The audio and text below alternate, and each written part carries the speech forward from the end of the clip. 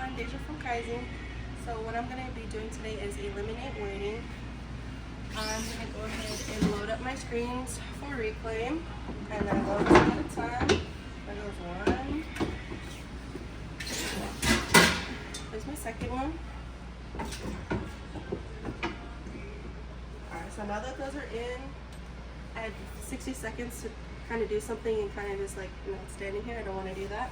So what I'm going to do is I'm going to take my reclaim rack, and some of the places that I missed, I noticed that there's still ink on there. So what I'm going to do is I'm going to wipe off the ink with any places that I missed while I was using the reclaim.